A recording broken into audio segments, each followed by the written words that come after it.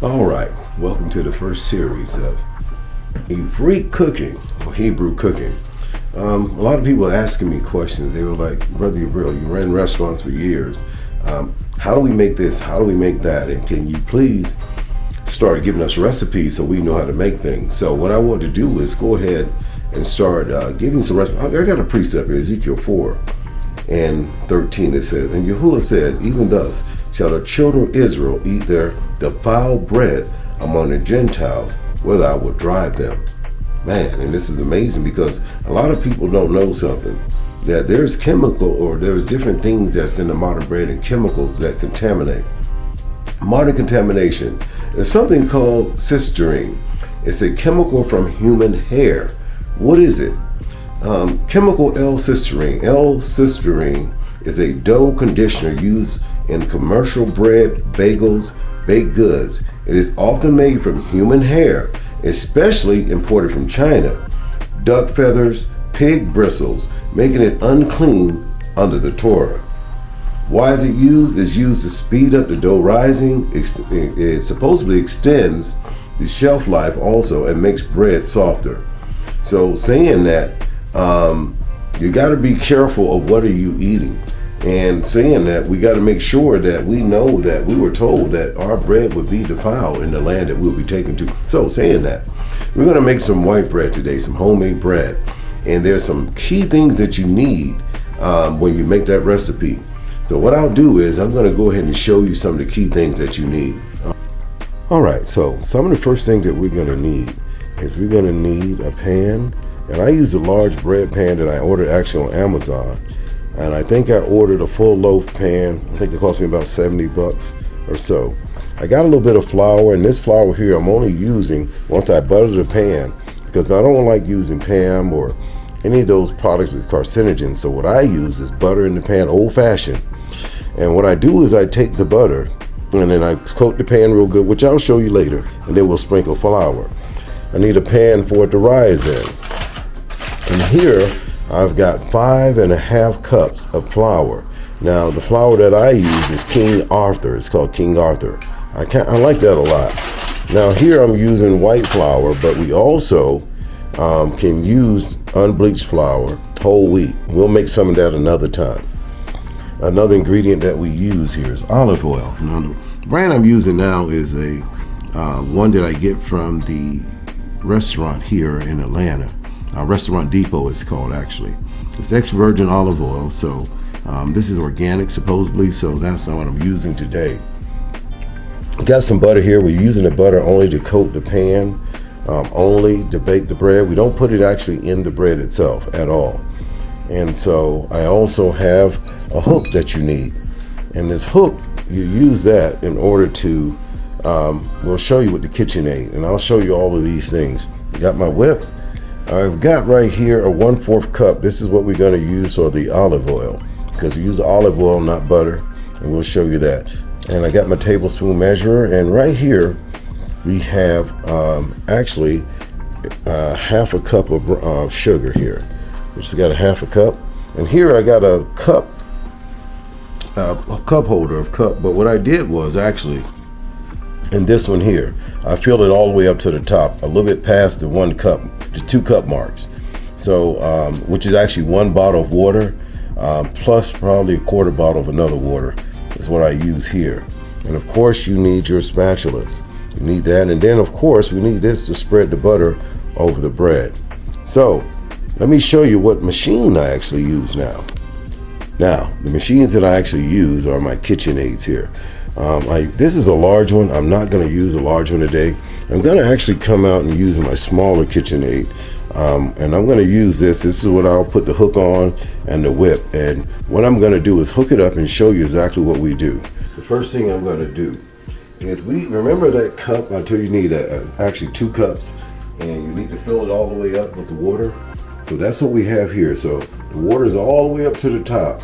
And what I got to do is warm it to 110 degrees. So I'm just going to pour that in. I'm going to turn this on for a few seconds here. And literally, you don't need it on there long because it'll get there literally in a few seconds. So, saying that, I'll go ahead and I'll turn my thermometer on. I always like to use my thermometers real quick, but typically I don't use this because I've been doing it so long. I typically know what to use, but if you don't, get your thermometer. What you want to do is, right now it's 72 degrees in here, but you want to make sure that water reaches 110, which is really, it's like when you touch it, it's a little warm, barely, it's just a little warm. One thing I will tell you, if you make the water hot, what will happen is the yeast will not rise. So you don't want the water hot at all. You want it just barely warm, which should be about 110 degrees. All right, right now we're about 84, 85 or so. So I'll wait a second there. So one thing I want you to always remember is that whenever you're in the kitchen, make sure you got a clean environment. You don't want to open cabinets and all of that so any debris falls into your food. You want to make sure you're set up. So right here, we have 1/4 cup of olive oil that we're going to be using. Right here, we have 1/2 cup of sugar that we use. And I don't use white sugar. I use the raw sugar, but the whole grain sugar raw. And right here, I have King Arthur flour. We got 5 1/2 cups here. 5 1/2 cups of King Arthur flour. This is going to be my dry yeast, and I'm using actually Red Star. And I ordered this on Amazon. I've got a lot of it. It's Red Star Active Dry Yeast. So we're going to be using 1 tablespoon and 3/4 of yeast. And what I do is use this as a refiller. So whenever I go low, I just refill this back with this product here. Now, as you notice, we have the hook first. Water's getting a little too hot. Turn it on. Set it to the side for a second. Now let me see what temperature I got right now. Right now I'm at 105, which is good. 105 is good. I don't want it too warm. So what we're going to do first is this. We're going to go ahead and get our tablespoon. And we make sure we pour. What I like to do is I pour my tablespoon. I'm going to get 1 even tablespoon. I like to shake it. Make sure it's level. Always. So that's pretty level right there. I'm going to do 1. And then what I'm going to do is fill this one up. Not a little bit past halfway. Not much, but a little bit past halfway. So, and then we'll go ahead and do that. So after we do that with the 1 tablespoon and 3/4, now I'm going to go with 1 out of the sugar that I've already poured, which is a 1/2 cup. I'm going to take a tablespoon and I'm going to put it in with my yeast. Then next what I'm going to do is I'm going to pour my water in, and then we're going to just blend it for a few seconds. Like I said, I'm using a KitchenAid.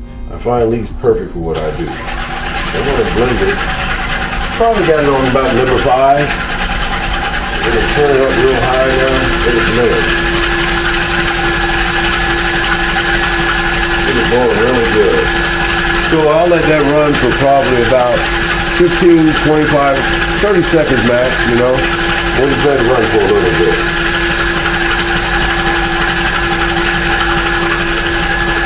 Pretty good. Now after that, I'm going to turn it off.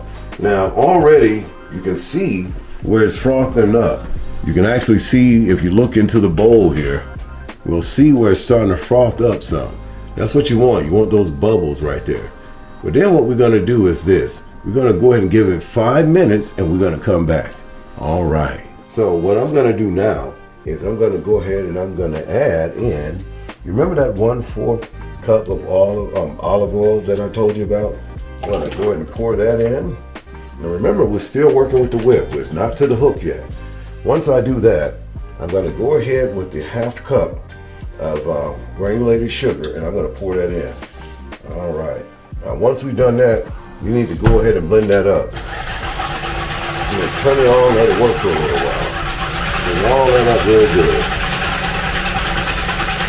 All right. Typically what I'll do is I'll run this for about 25, 30 seconds, same way as before. Just so I can make sure everything is all mixed up and the sugar is dissolved into the mixture. Now I'm going to go ahead and change this out. So now we're no longer using the whip. So what I'm going to do now is time to go to the hook. So this is why I love these KitchenAids. This is much bigger.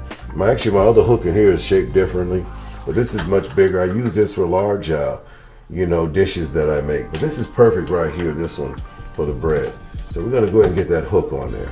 Now that we got our hook, we're going to lower it, lock it in. There's a lock on the other side of these where you lock it so it doesn't move and agitate and go everywhere. Remember, always think working clean whenever you're doing this. No cabinets, no nothing over your food. This is why I'm wearing a hat today, to make sure you have something over your head so you don't want anything dropping into the product. Okay, so let's go ahead. Now, one of the secrets when you're making bread, and when you're making this bread, one of the main secrets is to keep it on number 4. The 4 is the level that I keep it on. But I only do like a cup at a time. I take my time. The reason that I like using this spatula is because if you notice it, it has a curve to it. So I can go around the bowl and scrape as I go. So let's go ahead and get this product in here. Put on number 4.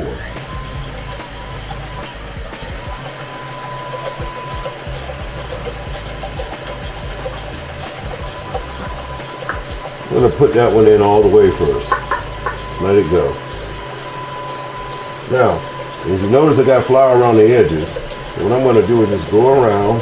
And that's why I like this one a lot, because it bends. Because once you get this locked on that hook, sometimes it can splash things everywhere. So that's pretty good. Sounds a little slow, but let me double check my speed. Now 4, that's where I want to be. Alright, so now what I'm going to do, I'm going to get another one. It doesn't matter which way you come in. I'm ambidextrous, so I use my right hand and my left hand. So a lot when I cook and I do mechanical things, it's a beautiful thing. The Most High blessed me to be able to use both hands to do things, even writing. But I prefer to write with my right, but I can do it either. So if you notice, I'm putting it in slowly and letting it blend. And I'll let it go a little bit, because the slower you put it in, I notice that the bread becomes a lot softer. If you put it in real fast, you've got hard, stiff bread. So I'm going to go ahead and get some more of that in there. There we go. All right, we'll get that going. And as I'm going around my edges, making sure I get the flour in there. No, I don't need to go in the middle of the batter whatsoever, just along the edges of the bowl. And that's looking pretty good right now. Looking good. Let that blend a little bit.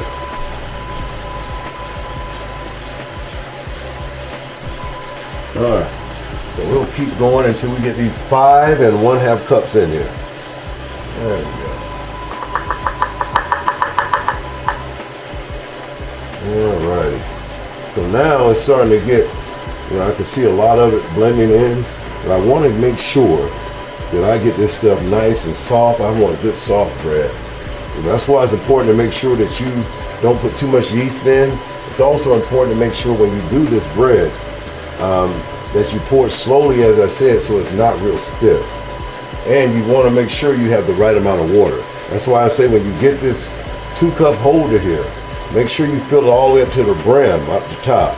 Because if you just do 2 cups, sometimes it can be a little stiff. So go over just a little bit till you get to the top, right to the tip. All right, so we're getting there slowly but surely. You know what? I'm good. I'll get one later. You know, when you're running a household and ministry and you got children and everything, you kind of got to budget everything and you have to prioritize.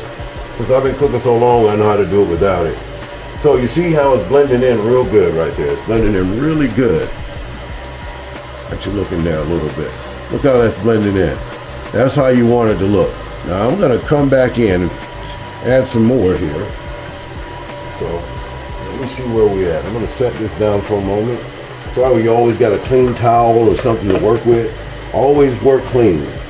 Always remember to work clean whenever you're doing it. So I'm going to add a little bit. But now that this product is starting to stiffen up some, I got to sit back and wait a minute. Well, I'm going to have flour everywhere. So you want to go ahead and do that a little bit, and then I'm going to come around my edges again. We're going to go in here, get our edges really good. There we go. Get all that flour going. And you can hear it. It's actually the motor that start changing the sound. This is how I know my bread is getting ready, because I can hear the difference in the speed. So I'm going to add some more here. It's in this cup. You see it's starting to shoot out a little bit. That's why it's good to have one of these. But you know what? I'm fine right now. So, now I got a little bit left in the bowl, as you can see. So what I'm going to do is, instead of using the cup, with this little bit, I'll add a little bit at a time. Knowing it's going to shoot out if I add too much at one time. And another thing, when you're doing it this way, it ensures that you got good moist bread, that you're not rushing the flour in where it's like a lump. So I'm going to add a little bit here. So it's kicking out a little bit. There we go. And I just got a little bit left, as you can see. And it's starting, you can hear the speed. You hear that speed? How it's starting to slow down a little bit like? That's when I know I'm almost there. So I'm going to add this last little bit. Now, I'll let you look in and see what we got. Now, you see how that's looking right there? That's what you want. You want your bread to be like that, but I'll show you exactly the texture you want when you come up off of this. So let's do this here real quick. Now, first of all, I got a little mess, so I'm going to back this up a little bit while it's doing that. I'm going to wipe down my area. You always want to work clean. That means also that there's mess that you got to deal with after the job. So I'm going to wipe down everything real good here. And we don't worry about little flour on the towel. Real good. If you notice, it's still blending. So while it's blending, what I'm going to do now is I got to get a bowl ready. So what we're going to do next is this. We're going to take a little bowl here, and I'm going to put probably about a tablespoon of olive oil in it. What we're going to do. Then once I take that tablespoon of olive oil, what I'm going to do, and this is why I like to use gloves when I cook. I always use my gloves and I like to work clean. So what happened, I ran a lot of restaurants. In Atlanta, I ran McKendrick Steakhouse. I ran J. Alexander's. And also, when I first came here, I worked at a restaurant called Houston's. Houston's restaurant, really good restaurant. So I've been around a lot of guys and I've had to train a lot of chefs. And you see how that's falling? You see that? That's when you know that bread is good. You see that? How it's slowly coming down? If it's real stiff and hard, you've done something wrong. Now, if you notice, I coated this with what? A tablespoon or so of olive oil. This is the bowl that we're going to put everything in. This is what we're going to put in now. I want to get all my dough off of here. I want all my bread. I want everything. I want all the goodies here. So I'm going to bring this off of here. And we're going to go around the hook a little bit. And that way we don't have a mess, such a mess when we finish up. You know, one thing I love about cooking is that I've been doing it since I was 14 years old. I started cooking as a young man in a nursing home to help my mother pay her bills. You know, I wanted to help and I want to give my brothers and sisters an allowance. So I said, you know what? If I can't do anything else, I've been cooking with my grandmother since I was 7 years old, and my mom would teach us how to cook, so I know what to do. And so she got me a job, and I think they thought I was 17. I was only 14. So I ended up cooking for 432 people or so. And so that's when I really started learning. But then that was dysphasia, ADA, temperament. Those were people who were older. And then later transitioned into me cooking into better restaurants, such as Bennigan's. I started working there when I was about 16 years old. And even after I was working at Bennigan's for a while, I was a grillman there. I moved to the front of the house as a waiter. And then I learned to be a hostess. And so I came up in the food industry. Then I started cooking in Greek restaurants. I started cooking in Hispanic restaurants, Cajun restaurants, La Cuisine in St. Petersburg. I cooked there for a while and managed that restaurant as well. After I managed it, I didn't cook at La Cuisine. I was the manager there. But I've been in food for a long time. So if you notice, we got the bowl. We got our olive oil. Now, since it's settled, I'm going to wipe it again and get it coated really good around the outside. So I'm going to go ahead and get it in the bowl. So I'm going to tap around my edges here. You know, I just tap around the edges to loosen it up. And then I'm going to just let it fall in. Let it fall into the bowl. There we go. Look at that bread. That's going to be some good dough. Oh, look at that. It's coming out really good. I love it.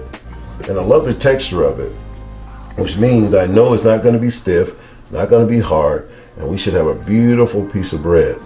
So let me go ahead and get this here real quick. Let's see what we got. Look at that. Yeah, I love cooking. That's one thing I can say. I've been cooking for so many years and I've trained so many guys. Yeah, I believe I do it in my sleep. So that's what we're going to do. Now, once we got that, I'm going to set this here for a moment. push it down and do the slide back mode. I'm going to set this over here. The next thing I need to do is I want to get a towel. And I want a wet towel. So what I'm going to do is I'm going to grab an average kitchen towel like this. And what I'm going to do is I'm going to submerge it in some water. That's what I'm going to do. So I'm going to take that towel and I'm going to get, now I don't like using chemicals from the faucet and those, so I'm going to use bottled water. Everything I use, I try to use this good products as best as possible. So I'm going to use some bottled water just to soak it. That's why I'm using a bowl, so I don't waste any water. I'm going to use a bowl. I'm going to soak it really good. You want that towel soaked. You see that? I'm soaking that towel. Look at that. It's pretty soaked. But what I'm going to do, I'm going to take this towel as it's soaked like this, and I'm going to wring it out just a little bit. You don't want water dripping into your dough. So what I'm going to do is wring it out like that. And so it's pretty much, you don't see any water dripping, but it's still soaked. And then what we're going to do, we're going to cover it. We're going to cover that bowl. And we're going to cover that bowl and let it sit. So what I'm going to do next, I'm going to cover it. I'm going to set it to the side. And, hold on a second. All right. So now that we've got the bread, we've already got the yeast in it. We've got it rising up right now. We got the sugar, all this stuff thrown inside. What you want to do now, you can also add a tablespoon of, I would say a teaspoon of salt if you want to. I don't typically add salt to mine, but you can. And now that we've got the bread in the bowl and the bread has got to rise, so it takes an hour. So this is what I do. I let it sit in the bowl. I put my timer on for 50 minutes. And so at 50 minutes, after that timer goes after 50 minutes, I set my oven to 350. And I set it to 350 so that I can set it for 10 minutes. Once the 10 minutes is up, I know that an hour has come past. That's when I go ahead and then I'm going to show you guys the next step that I'm going to do after that. All right. So it's in the bowl. We got a wet towel on top, not soaking wet, but drenched enough and wrung out where we can get a lot of moisture going. That's going to help that bread rise, that moisture from the top of the towel. And so then after that, what we're going to do is we're going to let it sit for 50 minutes. Then we're going to put a timer after 50 minutes on the stove for 10 minutes, which is a whole hour. And then I'm going to show you guys how we go ahead and grease the pan, pour it inside, and throw it in the oven and see what we get. All right. Something I want to go over. I said, how did our ancestors make bread? And so the ancient Israelite bread was made fresh daily from whole unbleached grain, leavened naturally with sourdough or non-leavened at all. So how do they do it? How do they make their clean biblical bread? Well, the basic recipe, it was called flatbread. That's what we made, flatbread. So what we used was 2 cups of wheat flour. We'd also use 3/4 cups of water. Then we would use 1 tablespoon of olive oil and then a pinch of salt. Then we would make it and mix it all together, all these ingredients together. Once we mix them together, we would roll it into flat little rounds. Once we rolled the flat little rounds, we would cook it on a hot skillet.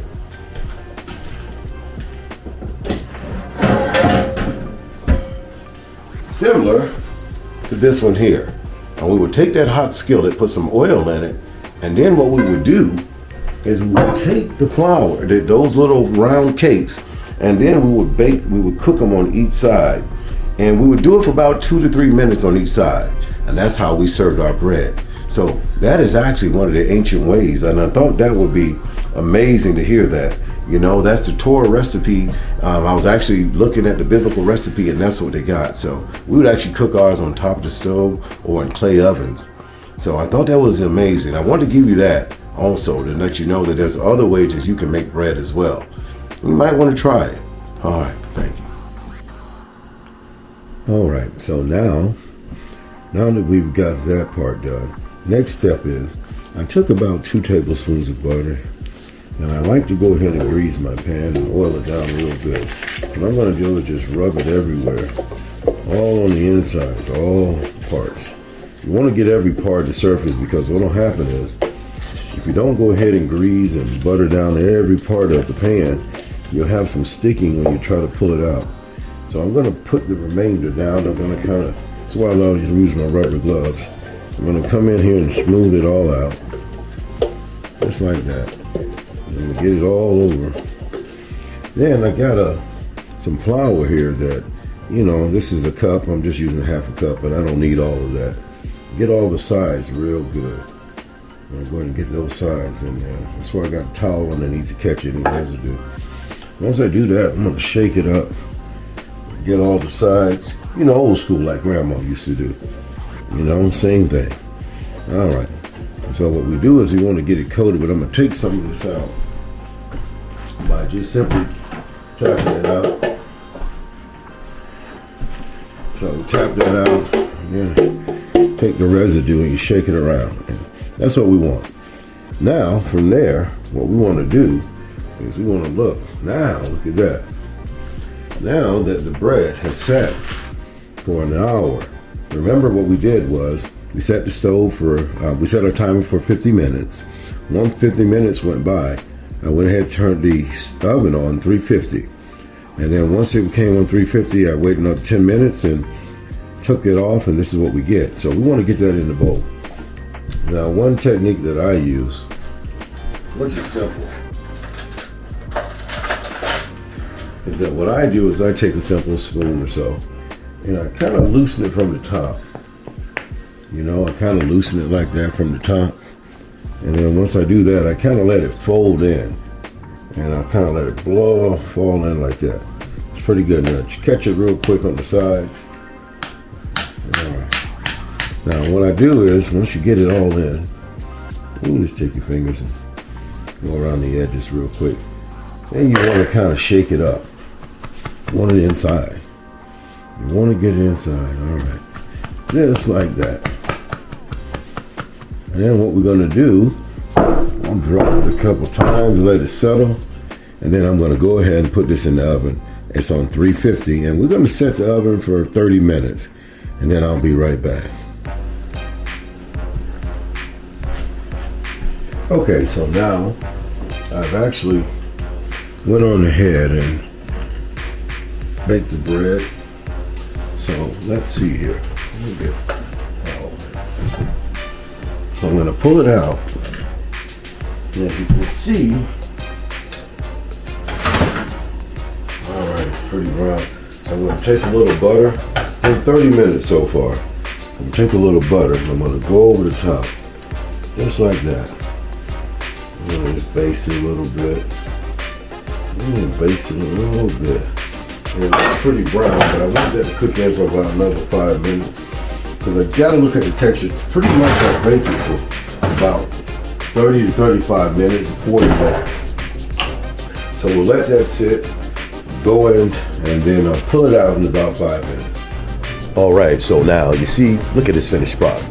That is beautiful. And when I tell you something, that bread is absolutely delicious.